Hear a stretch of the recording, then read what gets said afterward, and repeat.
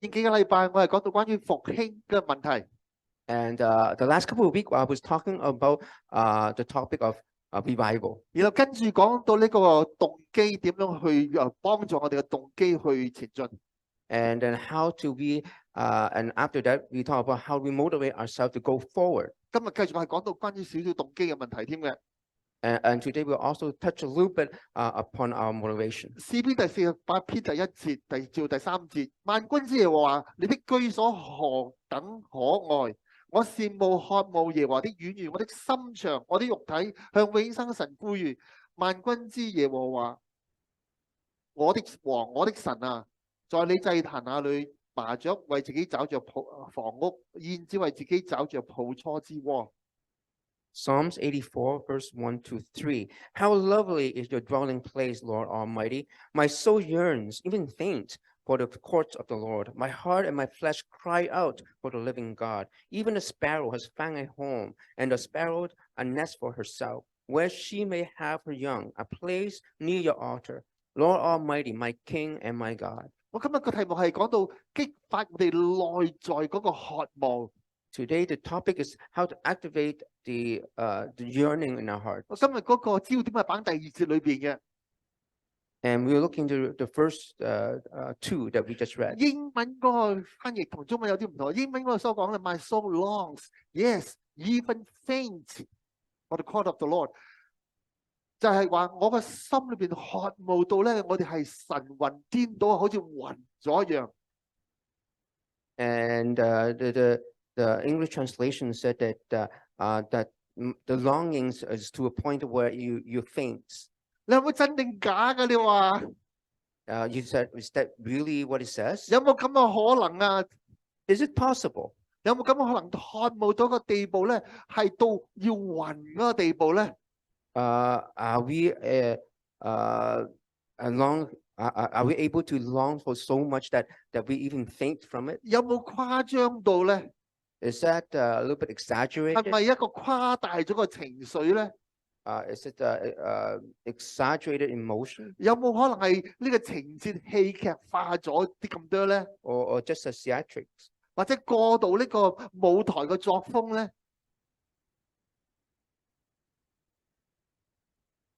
我哋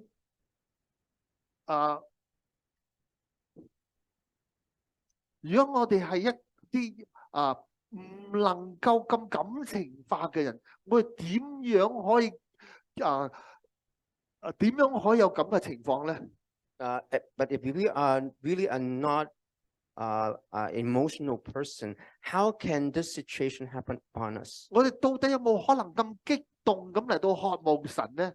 And can we be so excited in our longing for God? 當然我哋好肯定啦，除非一個人係好極端感情用事嘅、感情豐富人咧，否則話咧係好難嚟到感受到咁深嘅情緒。 Unless you are a very sentimental or emotional person, it's very hard for you to have that type of deep feeling. 一個普通人咧係唔可以愛得咁深，亦都唔可以真係咁深嘅渴慕。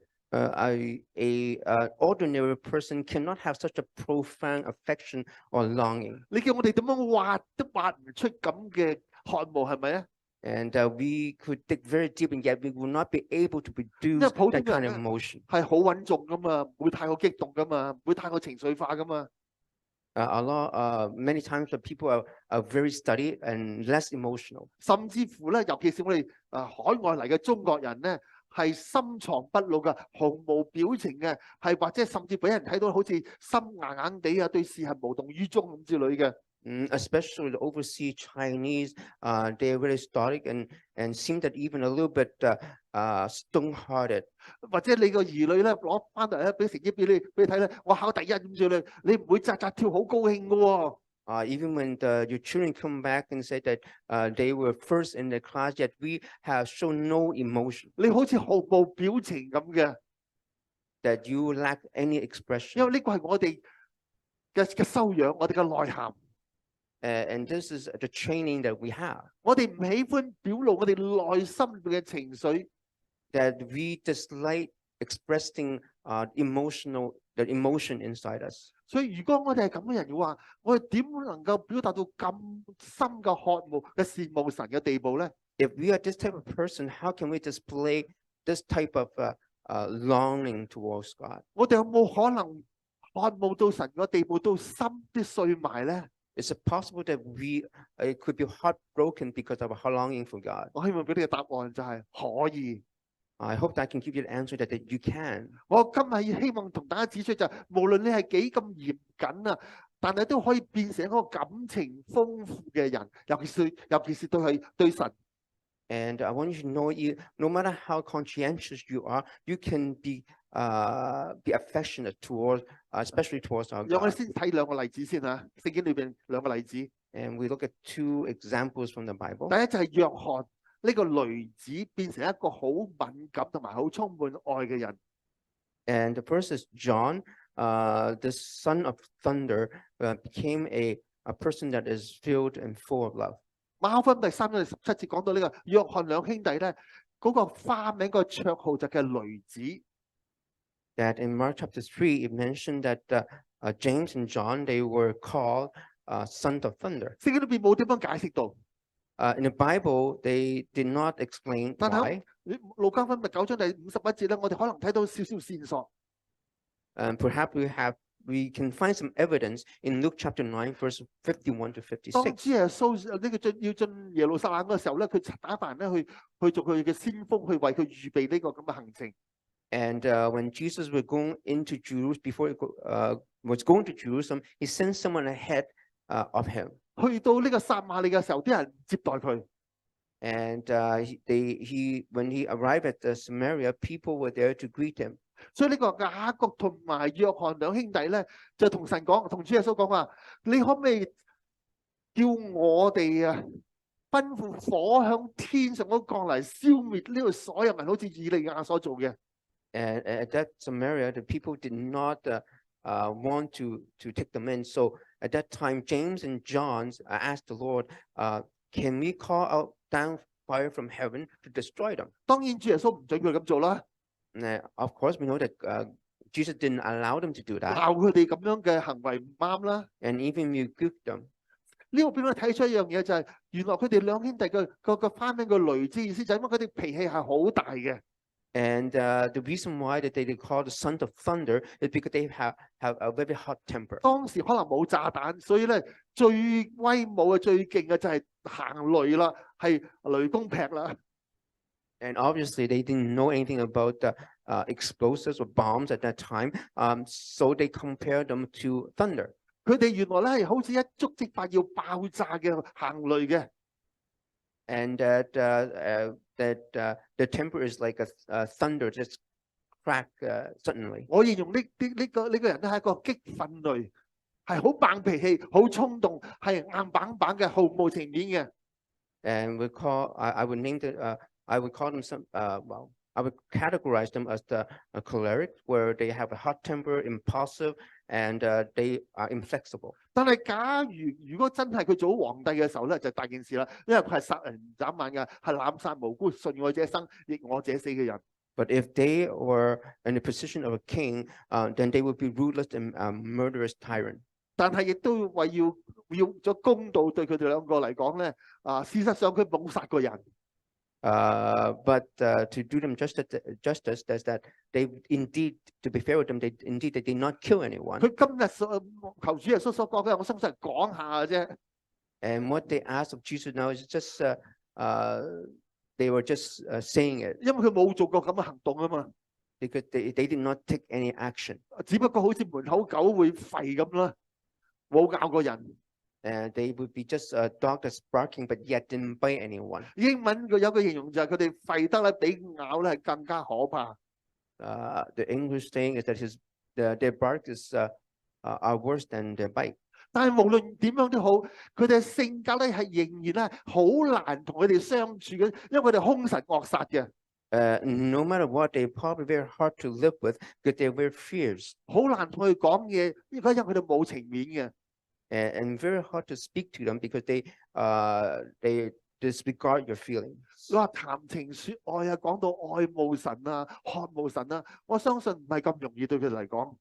for them, talking about love or a longing for God is not something that come easily for them. 但係奇妙一樣嘅就係，當你再睇聖經裏邊再睇遠啲嘅時候，睇到咧呢個約翰1、2、3書，睇到咧約翰有180度嘅轉變。But if we look into the Bible, into the first to third John, that we see that there's a 180-degree transformation in John. 佢成為一個好溫和嘅、滿有愛嘅、充滿同情嘅、充滿饒恕同埋感情嘅。That John became a very gentle person, filled with love and sympathetic to people and forgiving people. 我一陣會再解釋嘅原因，再睇第二個人。I'll explain it later. We'll look at another example. 因為約翰嘅轉變都係小事喎。第二個人就係保羅，即係掃羅嘅轉變咧，係一個神蹟嚟嘅。And compared to the miraculous transformation of Paul, what happened to John is probably a very small thing. 呢個約翰係激憤佢頭先所講，但係保羅咧、掃羅咧係出口唔出手嘅人。And that John is choleric, but Paul or Saul is someone who would speak but would not take action themselves. 佢係一個冷血類嘅一個喺幕後策劃嘅人。And he's phlegmatic and that he do things in the backstage. 呢個使徒行傳點解咁講咧？使徒行傳第7章第58節裏邊所講咧，當佢哋用石頭打死呢個司提反嘅時候咧，掃羅係一個見證人，佢哋啲人咧將佢哋衣服放響掃羅嘅腳嘅底下。And that in the Acts chapter 7, when they were stoning Stephen, Paul or Saul at the time were the witness, and the people were laying their clothes on his feet, at his feet. 呢度話呢個好似細蚊仔咁啫嘛，幫人哋睇住啲衫，個地位好低嘅。You may say that it's just someone who's looking after someone else's clothing. 大家睇錯咗啦。But you might not realize this. 掃羅嗰時候嘅身份係一個監斬師啊。And actually, the position of Paul or Saul at that time is actually the executioner. 點解咁講咧？因為咧喺呢個箴言第20章第16節裏邊解釋到，佢話誰為生人作保，就誰拿誰嘅衣服；誰為愛人作保，誰就要承擔。Because in Proverbs chapter 20:16 it says, "Take the garment of one who puts up security for a stranger, hold it in pledge if it is done for an outsider." 原來舊約裏邊嘅嗰個安排同我哋而家所諗嘅係好唔同嘅。佢話幫人哋睇住啲衫啊，當啲人用石頭掟死人嘅時候，幫人睇住段衫嘅時候咧，其實咧你就係為嗰啲人做保證、作保啊、做擔保嘅意思。So the tradition at the time is different from now. And if you're watching over, when in terms of the stoning, when you're watching over the clothing of others who are stoning a person, then you are putting up a security for those people. 雖然呢個用石頭打死人咧，係聖經裏邊嗰律法係准許嘅。And according to the law in the Bible, the law that's recorded in the Bible, you're allowed to stone people. 但係呢個一個法律嘅行動啊，同人嘅生命好有關係嘅喎。But yet this is a enforcement of the law. 你唔能夠一班人大家夾埋一齊話我哋用石頭打死一個人咧，就可以咁做嘅喎。You cannot just have a group of people stone someone to death. 所以應該一個叫 check and balance， 有一個咧係保證啊，有冇人授權咧？有冇人認同呢樣嘢咧？有冇旁觀者咁肯贊成呢樣嘢咧？ And so for check and balance, you would have someone who would be responsible and give the authority for the stoning. 所以聖經裏邊所講啦，當你幫嗰啲人去掟石頭，嗰啲人除咗件衫去掟噶嘛，因為佢哋嗰啲闊袍大就好難咁掟啊，除咗件衫咧，佢就可以掟得準啲咁之類嘅。佢話當你幫佢哋睇住啲衫嘅時候，其實你就做咗呢一班咁啊行刑嘅人嘅保證人。So according to this, if those people who are stoning put their clothes at your feet, and mean that you are protecting or giving the authority to these people to stone. 你就係擔保咗佢哋啲人處罰呢個人死刑嘅嗰個咁嘅行動。And that you have given them the authority to stone the person to 你 death. 係批准咗同埋認同咗佢哋所做嘅。And that you allow and agree with their actions. 你係為佢哋負上呢個全責，係承擔佢嘅責任。And that you are taking the full responsibility of the stoning. 等於我哋中國人所講，召起咗呢啲人啦，你包庇咗佢哋，一切你所做嘅係上晒我數，我肯承擔你嘅責任啦。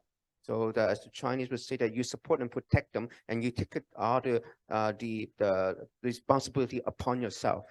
所以掃羅嗰個地位身份喺嗰一趟打死呢個司提反手係唔簡單噶。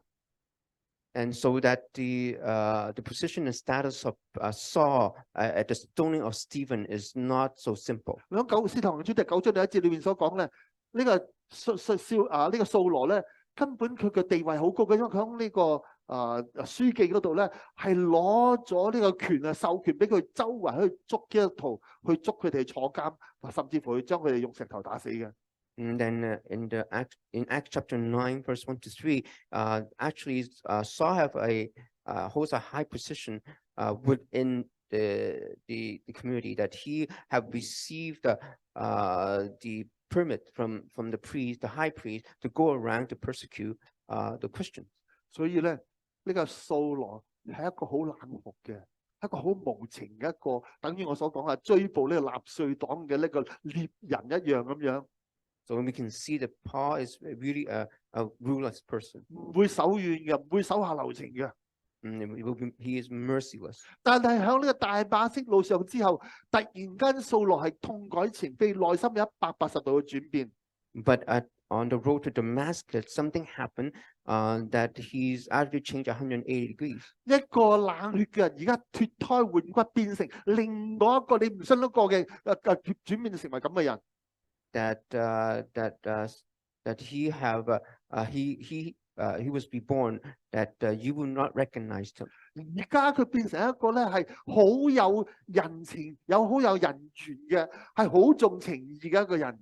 That he became someone that is a people person, and that he treasured the value of a 如果你 relationship. 追住呢個聖經裏邊新約所有書信嘅時候，見到保羅咧同人嘅交情係好深嘅，到個地步啲人肯同佢同共生死嘅。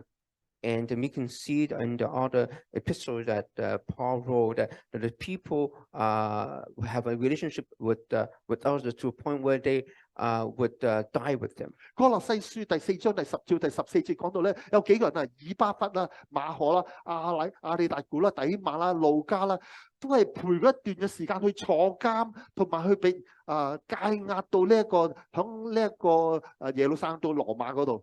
And in Colossians chapter 4, verse 10 to 14 is recorded that Epaphras, Mark, Aristarchus, Demas, and Luke had spent time with Paul in prison, as well accompanying him to Rome. 有一個殺人唔斬啊冷血嘅一個人，變成一個好有深度、好有交情嘅一個人。From a person who is ruthless and murderous to become someone who is affectionate towards others. 甚至乎呢個羅馬書第16章第3節裏邊咧講到咧，呢個百基拉同埋亞居拉咧，為咗保羅嘅緣故，將佢哋頸項置諸度以外，為佢死啲可以嘅意思係。So to the point where in Rome, Romans chapter 16 verse 3, they recorded that Priscilla and Aquila was willing to risk their life for Paul. 我哋要明白呢啲人點解佢嘅而家咁冷淡、咁殘酷嘅，能夠改變成一個咁能夠熱烈咁去愛嘅，有咁嘅深度嘅咧。We need to see how such a cold person becomes someone so affectionate toward those who are around him. 點解有乜嘢原因發生，有佢哋嘅生命裏邊有咁大嘅蛻變咧？ And what are the reasons that cause such a great transformation in their lives? 你話江山易改，品性難移。Well, people said that it's easier to change a country than to change the nature of a 一 person. 個鐵石心腸嘅人能夠改變係唔容易嘅， For to change a person who have a heart of stone is not easy. 肯定有啲嘢發生咗我哋生命裏邊，先至到一個咁嘅佢哋喺生命裏邊結構性嘅大嘅改變。Certainly, there's something must have happened in their life to cause such a 180-degree 你 transformation 話 change. 我明白啦，你又講嗰一套啦，就主耶穌改變咗佢哋啊嘛。 Well, I understand now that you say that Jesus changed them. 但係我今日所講唔係講主耶穌改變佢哋， But that's not what I'm talking about today. 今日同大家一齊去研究一下有咩發生喺度裏邊。 And let's study this a little bit, see what actually happened. 首先我哋要明白到一個好重要嘅真理， That we need to understand a very important truth. 因為我哋要明白到我哋嘅潛力喺邊一度。 To understand where our potential 我哋 lies. 有陣時以為我哋冇咁嘅潛力可以做到好似聖經裏邊所講嘅，其實我哋係有嘅。 And oftentimes that we don't have the potential that is we see in the Bible yet. We do have. 呢個要推翻去咧，最初神創造人嘅時候，到底係點樣做法？ And we have to go back to the time where when God created man, how God created man. 我哋明白到一樣嘢就係、當神做亞當夏娃嘅時候，佢係一個完全嘅創造。 And when God created Adam and Eve, it was a perfect creation. 因為神所創造一切都係好嘅，係完全冇瑕冇疵嘅。 And that all God created, God saw that was good. There's no blemish in 所以 them. 我哋明白到咧，亞當當佢被做嘅時候，係有完全嘅性格同埋情緒，係一個好平衡嘅品格同埋心理。 So when Adam was created, that he have a perfect character and perfect emotionally, he's also perfect. There's a balance between his character and his sight. 佢係完全都係無懈可擊嘅。 And that he was perfect. 所以我哋亦都要明白到咧，原來當神創造我哋嘅時候，其實都係同樣嘅。當佢創造我哋，有同樣嘅潛力。 And so we need to know that when God created us, we have the same potential. 但係好可惜係，當亞當犯罪之後咧，呢一切都改變咗。 And unfortunately, when Adam sinned, all changed. 嗱，大家要留意我頭先所講嘅我嘅字喎，我係改變喎，唔係講到我哋失去咗或者係完蛋冇咗喎。 So pay attention. I used the word change, and it's not I didn't say we lost or that we are finished. 當亞當犯咗罪之後，佢內邊嗰個呢啲咁嘅好似死咗一樣。 When Adam sinned, something inside of him died. 但我哋要明白到呢個死啊，聖經裏面講呢個死咧係有另外意思個，死唔係等於消滅、無影無蹤、煙消雲散。 And we need to understand when in the Bible, when they talk about death, doesn't mean that you were annihilated or you vanished. 聖經所講嘅死咧，就係一個人啊，如果講佢嘅人死嘅時候咧，係仍然存在，等候將嚟嘅復活，所以佢仲係存在嘅喎。 And when they talk about death in the Bible, even in death, that person is waiting for the resurrection. So the person still exists. 所以由於咁嘅緣故，我希望大家能夠明白，當亞當犯罪同埋我哋喺罪裏邊生出嘅時候咧，其實神創造嗰啲好嘅嘢，仍然喺我哋裏邊啊。只不過咧，而家咧好似死咗一樣，好似冇晒生氣咁樣。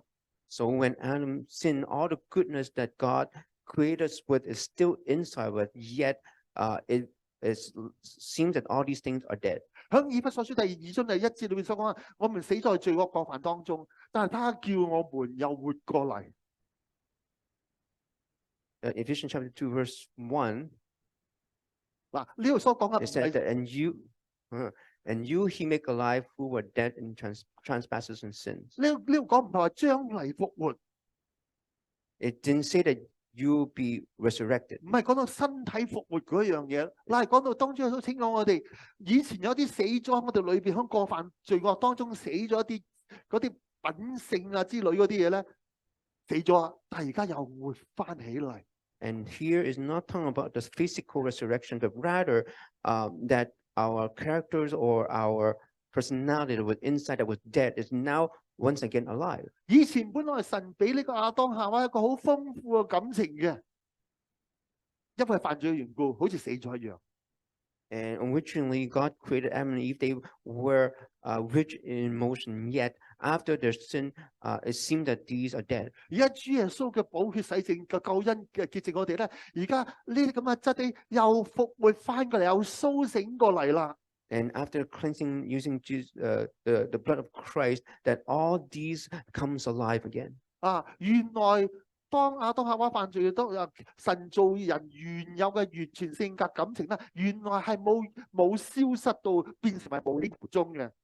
And all the goodness, the perfection, the characters and emotions were not lost or vanished. 只不過係失咗呢個功效，失靈咗，好似用唔到出嚟。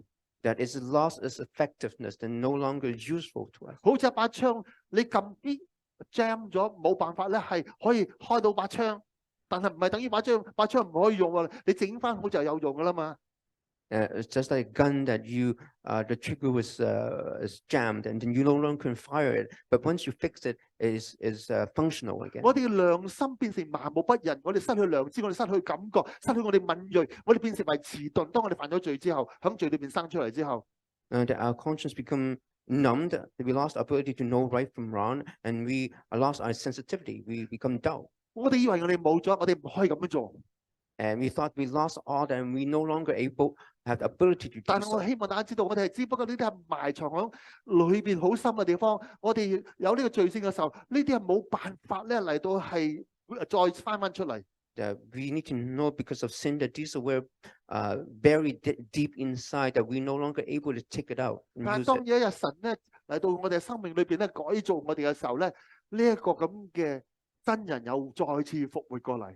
And that we know that when God come into our lives and we moved or fixed us, then we can become alive again. 我用個比喻嚟解釋呢個咁嘅嗰道理係乜嘢？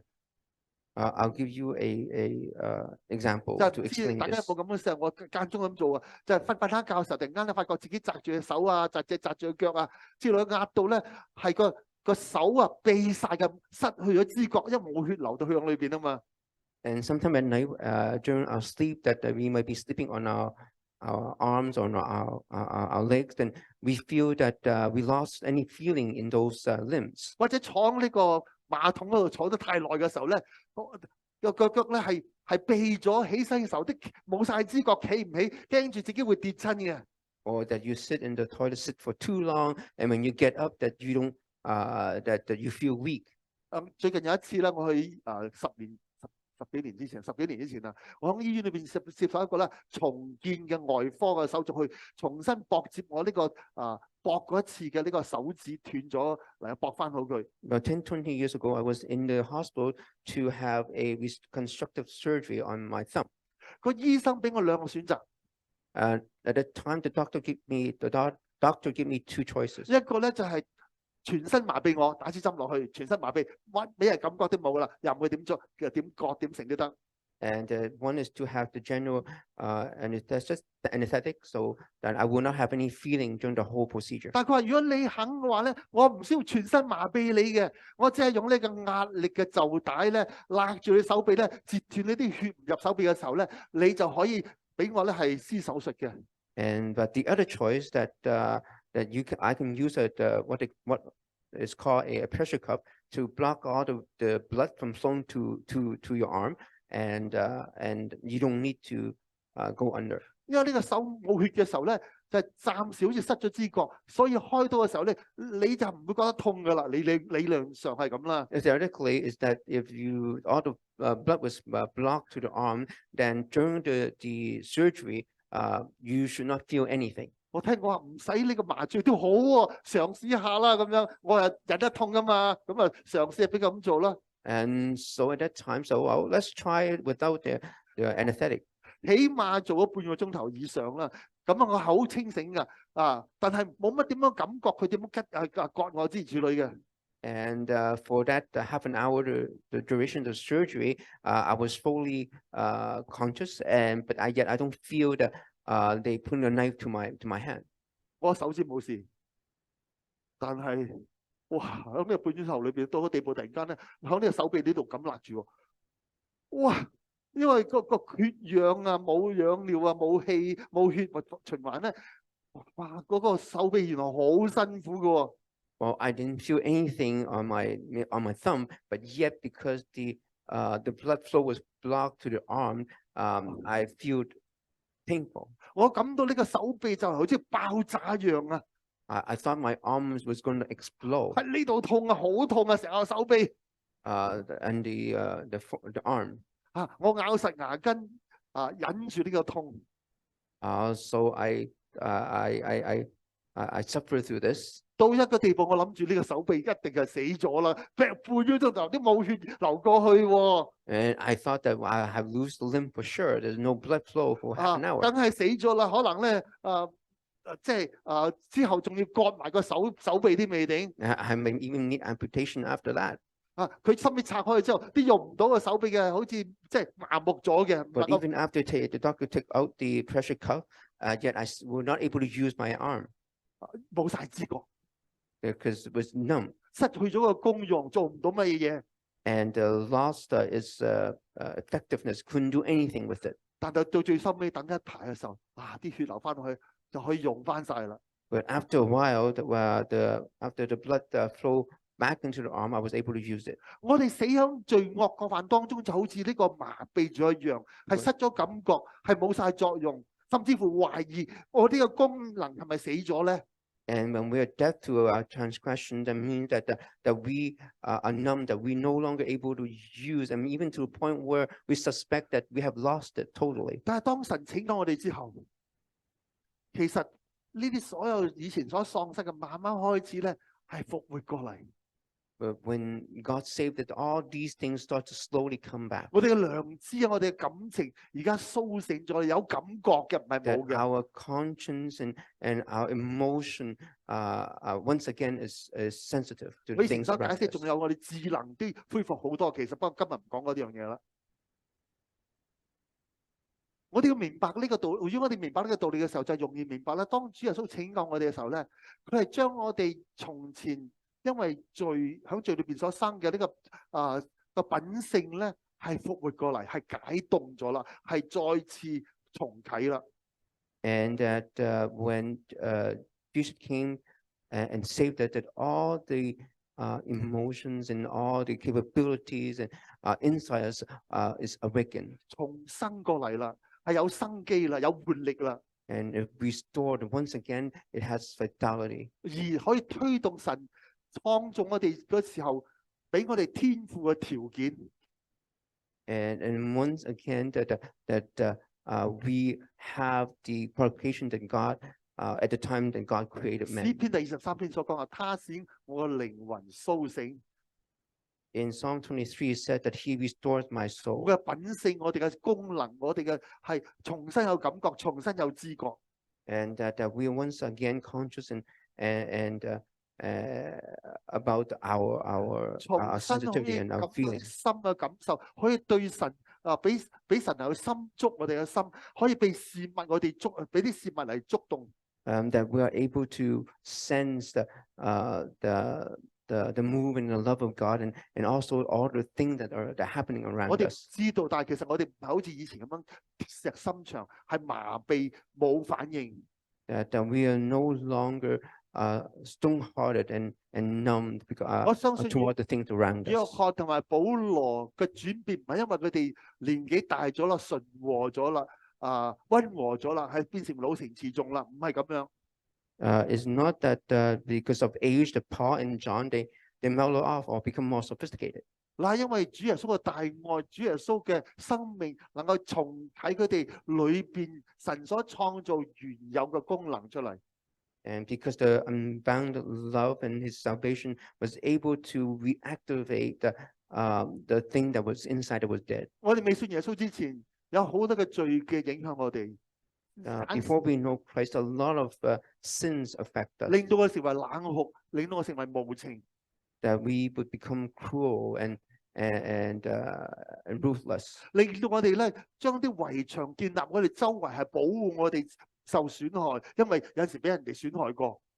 And then we put a wall around us to protect us because we were hurt before by others.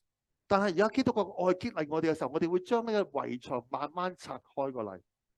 But because of the prompting of God's love, that we slowly breaking down this wall. 原來神重啟咗保羅嗰個愛心，原來咁充滿愛嘅一個人嚟嘅。And that God activated love that inside, that's already inside of Paul. 係有咁大嘅能力出嚟釋放咗佢。And that he freed him. 我相信主耶穌基督復活，主耶穌聖靈降臨之後，呢啲係震撼咗約翰添。所以約翰嘅心裏邊有咁大嘅蛻變。And I believe the resurrection of Christ and Christ ascending to heaven really shocked John. 所以呢兩個咁無情嘅人，而家變成為有情有義嘅人，變成為咧感情豐富嘅人。And caused his transformation. So Paul and John became people that was loving, become a loving and feeling person. 我成長嘅時間係受我嘅環境同埋我哥哥嘅影響嘅薰陶。And as I was growing up, that I was influenced by outside and external influence, and as well as by my brother. 我自細到10幾歲嘅時候，係接受一個教導。個教導係乜嘢咧？君子喜怒不形於色，好惡不言於表，悲歡不溢於面，生死不從於天。That until in my teens that I would receive this the teaching. A teaching is that not to display our joy or frustration, and not to verbalize about our like and dislike, and not to express our happiness or sorrow, and also whether death or life, not to give in to faith. 如果你下一代要明白上一代點解會咁嘅咧，有咩點解佢唔得興奮啊？我俾成100分嘅成績表佢都好似冇乜表情咁之類，就係其實係因為呢個咁嘅哲學思想，一個好高嘅涵養修養嚟嘅。And it's maybe something that the next generation need to understand why that the older generation react in such a way, because this is actually a training that's a high and noble training. 所以喺嗰個時間嗰個年代之前咧，我個人係好嚴肅㗎，係目無表情嘅，係要維持呢個崇高嘅修養。Before that time, that I was very solemn, very stoic, and because I want to maintain this training. 你知唔知道啊？甚至乎有啲好搞笑嘅事情發生啊，我都唔會笑㗎。我係一個啲都唔笑嘅人嚟嘅，你知唔知道咧？ And at the time, even though something very funny happened, yeah, I would not laugh. 我太太可能都唔知道啊。我以前係咁啊，啲唔笑嘅人嚟嘅，因為呢個係呢一個嘅教導。Because of the teaching, maybe Linda didn't even know that I'm such a person that nothing can make me laugh. 甚至講中4嘅時間，有一次我哋無意中聽到有班女同學咧喺背後講我喎，佢話咧呢個何施樂咧係鐵石心腸嘅，佢一世都係會做黃老五嘅。And in my high school time, that once I heard one of the girl classmates was talking behind my back and said that this Saul, he's had a heart of stone, that he will be a bachelor for life. 感謝神，當聖靈嚟到充滿咗我之後咧，我感到新嘅動能，內心裏邊有興奮。And thanks God that when I was filled by the Holy Spirit, that I have a new drive within me, that my heart was excited. 神係重新啟動我裏邊有一個知覺，一個新嘅喜樂，神賜俾我。And God have activated my sensitivity and given me a new joy. 甚至乎大約喺30年之前咧，我開始發現咧，當我聽新聞嘅時候，即係聽道理，去參加聚會聽道理嘅時候，突然間我變成一個淚人啊！ And about 30 some years ago, that when I find that when I hear a news or hear a sermon, and I could start to cry. 有陣時咧喊到咧泣不成聲添。And cry until I lost my voice. 感謝神咧，原來神蘇醒咗我裏邊嘅靈魂。Well, thanks God that God restored my soul. 原來我唔係一個鐵石心腸一個人嚟嘅，我裏邊係一個感受嘅，我係有一個感覺嘅感動嘅人嚟嘅。and that I don't have a heart of stone, that I have emotion and feelings. 而家我可以與喜樂嘅人同樂，與哀哭嘅人一同嚟到哭泣嘅。And now I can rejoice with those who rejoice and weep with those who weep. 響20年以前，我喺呢一個福音堂侍奉嘅時候，嗰陣時候因為福音堂呢個長老響呢個麥嬌大學嘅裏邊咧，所以我係都係走去就讀呢一個長老會嘅神學院，麥嬌長老會嘅神學院。About 20 some years ago, I was serving in the Gospel Church and also taking classes in the Presbyterian Seminary in McGill. 而家一個同學突然間有一日咧嚟同我講話， And a classmate at the time suddenly came to me and said to me, 佢講話，我好欣賞你，你成日都咁高興、咁有喜樂嘅咧，你成日都滿面笑容嘅咧。They said, I really admire you because you are full of joy. I see that you smile all the time. 呢次係第一次聽人哋咁講喎，係咩？我滿面笑容嘅咩？我唔知喎。Then I said, well, I didn't know that. 我冇笑過喎。I didn't smile. 哇！事實上我其實係一個多愁善感嘅一個人嚟㗎啦，而家變成為。And then actually, I'm melancholic. 我可以有少少嘅，我都可以喊嘅。And I can cry over a very small thing. 佢完全唔相信，佢話多愁善感可以咁有喜樂嘅喺我面裏邊。And he was amazed that how can such a person have such joy. 喺嗰陣時候，我明白一樣嘢，原來咧就係神復甦咗我裏邊嘅一個愛同埋一個樂嘅兩樣咁唔同嘅性格。And from that time, I understood that God had awakened two characters inside me. That's the one joy and the other is grief. 神幫助可以將心裏邊一啲好深嘅感受去挖出嚟。And God helped me to dig up those feelings. 更奇妙就係神亦都同時俾我有喜樂。And more wonderfully, God also gave me joy. 呢個喜樂咧係隱藏唔住嘅，人哋睇得到嘅。And it's a joy that I cannot hide. 而家唔係好似以前所講嘅君子喜怒不形於色啦。而家咧你高興又好，唔高興人哋都睇得出嘅。And no longer that people cannot see whether I'm happy or sorrowful. 當神釋放我之後，就係將我裏邊嘅真人係佢所以前創造嘅時候嘅感情係幫我活出嚟，可以活到淋漓盡致。And that God has allowed me to receive that all the feelings and the sensitivity inside of me, and I could able to use it fully. 10年之前，當我翻嚟呢間教會冇幾耐。And about over 10 years ago, when I came back to his church, 嗰陣時候，我有一次咧，有一次係預備講章 and was preparing for a sermon. 嗰陣時候咧，學咗一首歌就叫《愛是不保留》，喺呢間教會學嘅。And at that time, I learned the song "The Unreserved Love." 因為我有10年嘅時間，差唔多咧，響國語教會就唔係聽粵語歌啦，又響黑人教會就唔係聽中文歌啦，所以咧係冇學過中文歌。翻嚟間教會先學到呢個《愛是不保留》。And I only learned the song at that time because I was in other churches where they were singing different the songs in their language. 嗰趟預備講道時，突然間想起，不如我用呢首歌嚟到做講道回應啦。And at one time, that when I was preparing for the message, and I said maybe I use the song as a response. 但係我唔好熟悉首詩歌，所以唱幾次。Because I was not familiar with the song, so I sang it a few times. 突然間唱咗一首歌嘅時候，有一句説話咧係激動得我好緊要。And one of the verse really touched me. 佢話至尊至高嘅愛係盡見於被刺穿嘅手。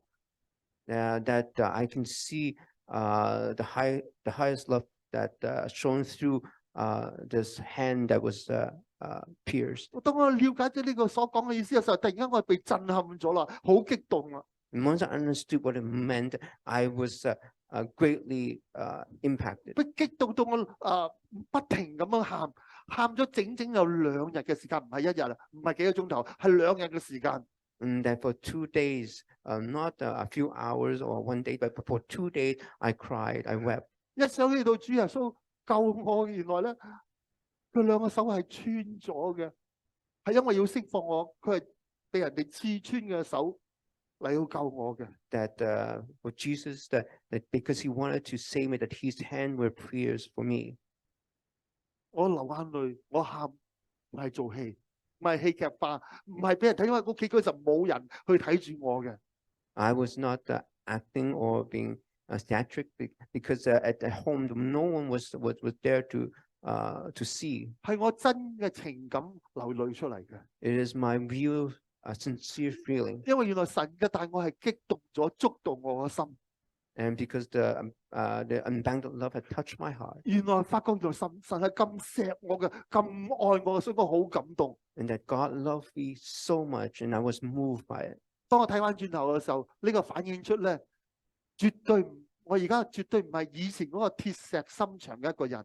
And for sure from this, I know that I'm no longer that person with a heart of 唔 stone. 係嗰啲女同學所講話，呢一個人咧，細啲會做黃五老五嘅一個人。 No longer a person that my schoolmate called that who will be a bachelor for life. 神甦醒我個裏邊嘅靈魂，而家唔係再麻木，唔係再硬。 That God restores my soul. I'm no longer insensitive. 各位，我希望大家知道，你唔好以為你可以繼續係毫無反應、毫無感受嘅一個人。 I want you to know that you cannot continue to be an unfeeling and unresponsive 你 person. 唔好以為你唔可以愛得咁深嘅，有一個咁深反應，愛到咧可以咧係還咗喎，愛慕神嘅心，你話幾咁強烈咧係可以嘅。 But rather, you know that you can be a person that can yearn for God to a point that where you faint. 你唔需要喺外邊咧，神啊，你俾呢個咁嘅感受，我都唔需要嘅，因為你喺你裏邊其實已經有咗喺裏邊嘅。 And you don't have to ask God to give you that character or to give you that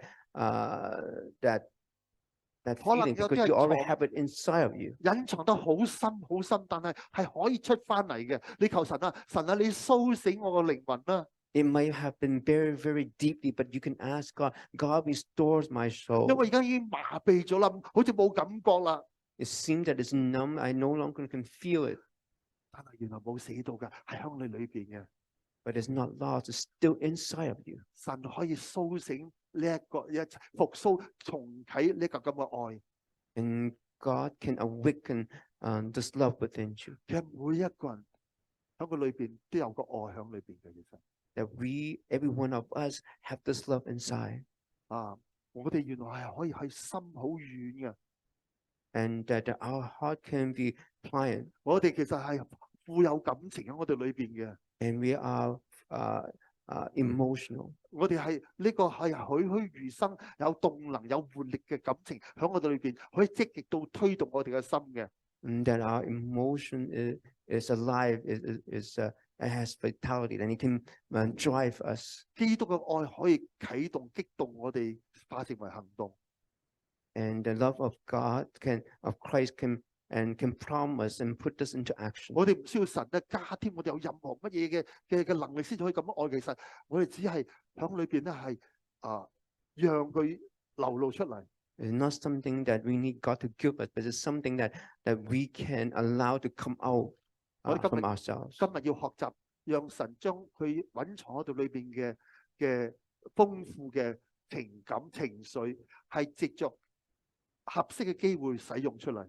And today we learned a lesson to allow God in an appropriate time to release what is stored within us. 星期關愛團唱一首詩歌，係阿燕秋幫我哋揾嘅就係新耶路撒冷嘅呢首詩歌。 And on Friday, that the Love Care Fellows, they sing a song they call New Jerusalem. 係最初係 Freddy 教我哋唱嘅。 Is a song that taught to us by Freddy. 我相信我嗰日呢一班上咗年紀嘅人都係同一個感受。 And I believe on that day that we have the same feeling. 我哋知道我哋所剩下嘅日子係無多啦，越嚟越接近神俾我哋嘅目的地。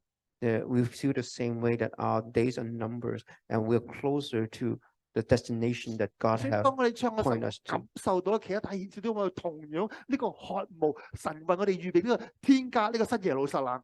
that as we sing the song, I can feel that they all long for the home that is in heaven. God 雖然我 prepare 哋都 for 係 us. 啲喜怒不形於色嘅人，但係我感覺到少少嘅激動喺我哋唱詩歌當中。 Now, even though normally we don't show any emotion, but yet when we sing this song, I can see there's a little bit, they were a little bit moved. 因為我哋有真心裏邊嗰個期待，要親眼見到一個救贖我哋嘅主。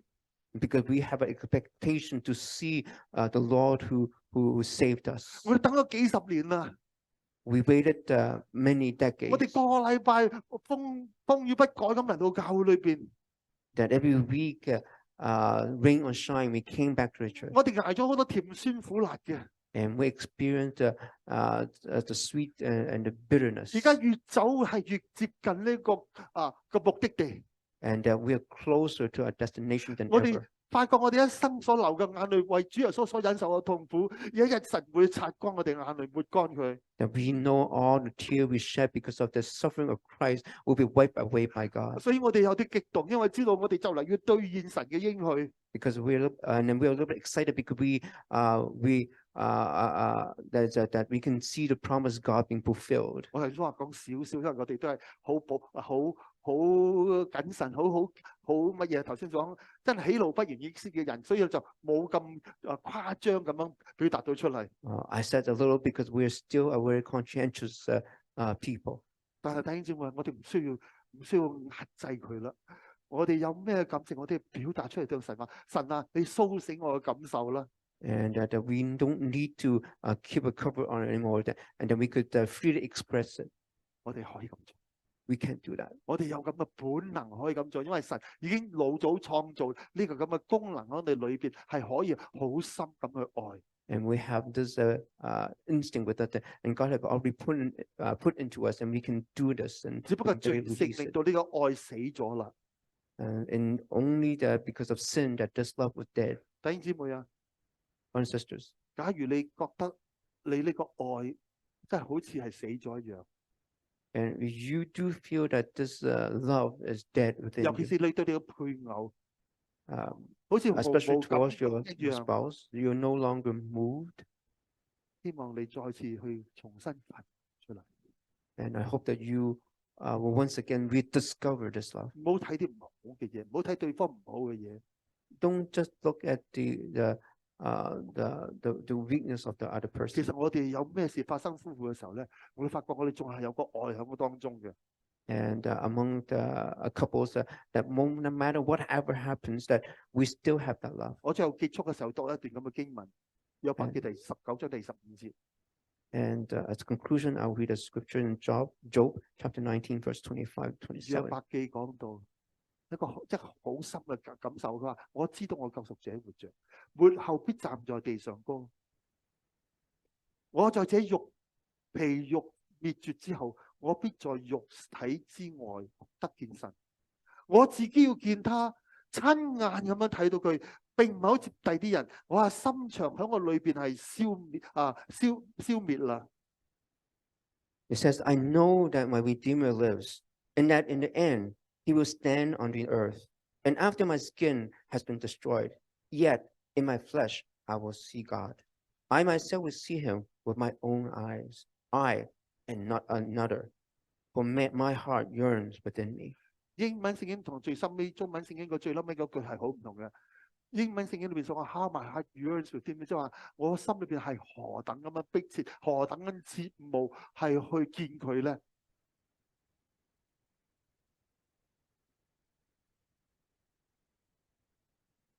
當你嘅年紀越接近嘅時候，你發覺咧，你讀呢個經文咧，就會係越激動。The older you get, when you read the scripture, you get even more emotional. 有啲老嘅弟兄姊妹，譬如好似李宗雪蘭講：神啊，你快啲接我翻去啦！ And some of the seniors, when they read the scripture, say, "Oh Lord, please come take me home." 其實對呢個世界裏邊，佢再冇乜嘢，佢已經活晒所有嘅人生嘅嘢，佢都冇得咩再戀慕呢個世界，佢所戀慕嘅係去見到神。 And that there's nothing left in this world that hindered them. The only thing that they were longing for is to go home in heaven. 你會發現，當你走到生命嘅盡頭嘅時候，你有一個最大嘅戀慕就係見到神。That at the end of your life, that you will find the greatest desire in your life is to see God. 所以千祈唔好諗住你冇感覺冇感情啊！ So don't think that you are a person who lacks emotion. 父神，我哋感謝你俾我哋咁嘅機會嚟到去學習你嘅話語。 Our Lord, we thank you for the opportunity to learn about your word. 多謝你創造我哋嘅時候係一個完全嘅一個人， And thank you that when you create us, that you create us perfect, 滿有智慧， that's full of intelligence 滿有感情。 and full of emotion. 哇！雖然我哋有罪，令到呢啲都係損毀咗過嚟， And because of our sin, all these were damaged. 但我哋感謝你俾我哋今日有機會嚟到真係靈裏邊復甦。 And we thank you that we have an opportunity for our soul to be restored. 懇求主你嘅愛繼續嚟到激勵我哋， And may your love continue to prompt us 俾我能夠愛一啲我哋以前愛得到嘅人， and encourage to love those who we're not able to love. 尤其是幫助我哋能夠有一個渴慕你嘅心， And especially help us to have a yearning, a longing for you, 好深嘅渴慕， a profound longing. 甚至乎令到我哋嘅心係心碎，係心裏邊咧係真係好似神魂顛倒一樣。 And that we will swoon over you. 話幫助我哋復甦我哋每一個人， And Father, help us and restore us 亦都復甦我哋整間嘅教會。 and restore our church as well. 話因為呢個疫情嘅時候，我哋知道有啲嘅弟兄姊妹個心裏邊係冷卻咗過嚟。 And because of the pandemic, we know some of the brothers and sisters, their heart grew cold. 話我哋唔知道點嚟到幫到佢哋， Lord, we don't know how we can help them. 但係既然你嘅話語裏面所講話，不要驚動愛情，等佢自己自願懲罰。 And since in your word that you tell us that do not awaken the love until you're ready. 話我哋都相信你俾人有個啟動呢個愛嘅能力。 And I also believe that you have given the ability to activate this love. 懇求主你就用你嘅愛嚟激動佢哋每 Oh 一個， Father, may you use your love to prompt us, 在 to 佢 encourage 在 us. 合適嘅時間裏邊，再次啟發佢哋愛你嘅心。 And that in an appropriate time, you will activate their love for you. 我哋將要離開嘅時候，懇求主你真係同每一個弟兄姊妹同在。 And as we leave this place, may you continue to be with us. 我哋預備主耶穌基督受苦嘅紀念嘅日子當中，俾我哋知道點嚟到去喺我哋生命裏邊嚟活出主耶穌基督樣式。 And as we prepare to remember the suffering of Christ, may we also learn how we should live our 我 lives. 仲有一樣嘢，我哋要紀念到燕秋佢身體感冒唔舒服喺屋企裏邊。 And also remember in Chao that she is not feeling well at home. 懇求主你醫治佢， Lord, may you heal her 用你大能嘅聖手撫摸佢嘅患病嘅地方， and touch your hand to the area where the sickness is, 佢嘅氣管、佢嘅肺部。懇求主你真係再次健壯佢。 her lungs and her respiratory system. 我哋今日奉主耶穌嘅名斥責所有嘅病毒離開佢身體。 And